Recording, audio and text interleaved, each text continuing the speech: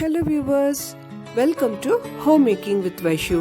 இன்னைக்கு நம்ம வீடியோல ரிப்பன் பக்கோடா அதாவது நாடா எப்படி செய்யறதுன்னு சொல்லி பார்க்க போறோம். இந்த நாடா பண்றதுக்கு நம்ம ஒன்றும் ஸ்பெஷலா மில்லுக்கு போய் மாவெல்லாம் அரைக்கணுங்கிற அவசியமே இல்லைங்க. ரொம்ப சிம்பிளா நம்ம வீட்டில் கிடைக்கிற அரிசி மாவு கடலை மாவு வச்சு ஜம்முன்னு பண்ணிடலாம். எண்ணெய் குடிக்காம இருக்கும், அதே சமயம் ரொம்பவே கிறிஸ்பியா இருக்கும். எவ்வளவு வேணா சாப்பிட்டுக்கிட்டே இருக்கலாம். வாங்க எப்படி செய்யறதுன்னு சொல்லி பார்க்கலாம். இந்த நாடா பண்றதுக்கு தேவையான பொருட்கள் பார்த்துடலாம். இதுக்கு 2 கப் அரிசி மாவு, 1 கப் கடலை மாவு, 2:1 ப்ரொபோர்ஷன்ல அரிசி மாவும் கடலை மாவும் எடுத்துக்கோங்க. இதை தவிர்த்து 1 டீஸ்பூன் உளுத்த மாவு. இது என்னன்னா உளுந்த ட்ரை ரோஸ்ட் பண்ணிட்டு பொடிச்சு எடுத்தது.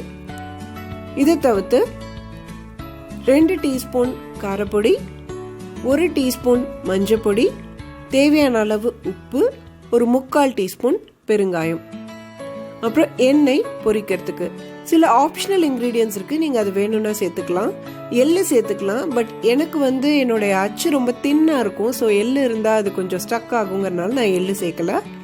அப்புறம் பெரியவங்க வீட்டில் இருக்காங்கன்னு சொல்லி சொன்னா கொஞ்சமா நீங்க ஒரு 1 டீஸ்பூன் அளவுக்கு வெண்ணெய் சேர்த்துக்கலாம். வெண்ணெய் சேர்த்தா கொஞ்சம் சாஃப்டா இருக்கும், அவங்களுக்கு கடிக்க ஈஸியா இருக்கும். ஃபர்ஸ்ட் நம்ம மாவு பிசைஞ்சு வச்சிடலாம். இப்போ இந்த அரிசி மாவு கடலை மாவு உளுத்த மாவோட நம்ம இந்த காரப்பொடி மஞ்சள் பொடி உப்பு பெருங்காயம் இதெல்லாம் சேர்த்துக்கலாம். நீங்கள் எள்ளு வெண்ணெய் சேர்க்கறதா இருந்தாலும் அதுவும் இந்த ஸ்டேஜில் சேர்த்துக்கோங்க. சேர்த்துட்டு இதை நல்லா மிக்ஸ் பண்ணிக்கலாம். இப்போ இதோட தண்ணி சேர்த்து நம்ம பிசைய போகிறோம். தண்ணி ஒரேடியாக சேர்க்காம கொஞ்சம் கொஞ்சமாக தெளித்து சேர்த்து இதை நல்லா பிசைஞ்சுக்கலாம்.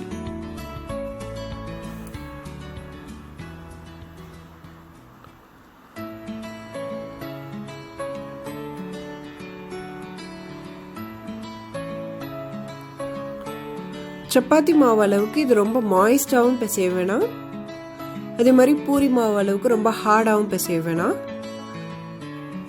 ஒரு மாதிரி ரெண்டும் கட்டானா இந்த மாதிரி பிசைஞ்சு எடுத்துக்கோங்க.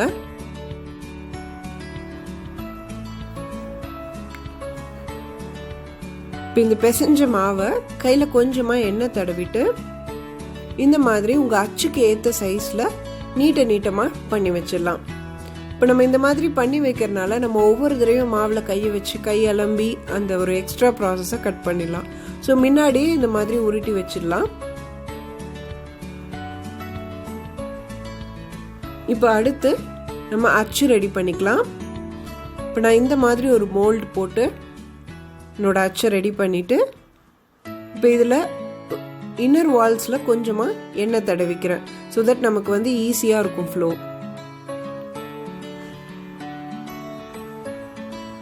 எண்ணெய் நல்லா கிரீஸ் ஆனதுக்கு அப்புறமா இப்போ நம்ம உருட்டி வச்சிருந்த அந்த நீட்டமான அந்த இதை அதுக்குள்ள போட்டுடலாம். மாவு உள்ளுக்குள்ள போட்டுட்டு நம்ம மோல்டை ரெடி பண்ணி வச்சிடலாம்.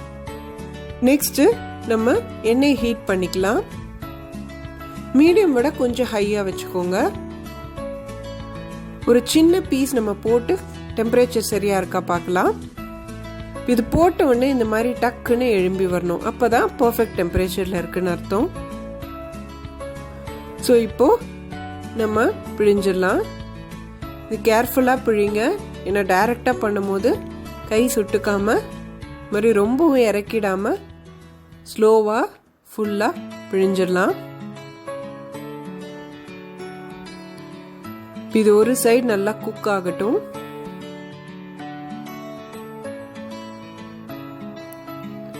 இது குக் ஆனதுக்கு அப்புறமா இது அப்படியே திருப்பி போடலாம். இப்போ இந்த சைடும் நல்லா ஃப்ரை ஆகட்டும். ஒரு மாதிரி ஒரு நாய்ஸ் எல்லாம் அடங்கி செட்டில் ஆகும். இப்போ அந்த ஸ்டேஜில் தான் இது ஃபுல்லாக ரெடி ஆயிடுச்சுன்னு அர்த்தம். இப்போ பார்த்தீங்கன்னா நல்லா ஓசை அடங்கிடுச்சு. இப்போ நான் இதை எடுத்துடுறேன்.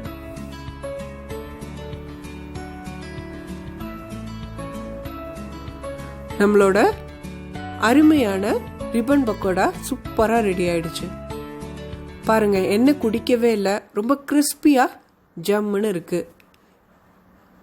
நீங்களும் இதை ட்ரை பண்ணி பார்த்துட்டு எப்படி இருந்ததுன்னு கமெண்ட் செக்ஷனில் கமெண்ட் பண்ணுங்கள். இந்த வீடியோ உங்களுக்கு பிடிச்சிருக்குன்னு நினைக்கிறேன். ப்ளீஸ் லைக் பண்ணுங்கள், ஷேர் பண்ணுங்கள் அண்ட் மறக்காமல் சப்ஸ்கிரைப் பண்ணுங்கள். அண்ட் அந்த பெல் ஐக்கான் கிளிக் பண்ணிங்கன்னா உங்களுக்கு நான் வீடியோ போட்ட உடனே டக்குன்னு நோட்டிஃபிகேஷன் வரும். Thanks for your time. Take care. By.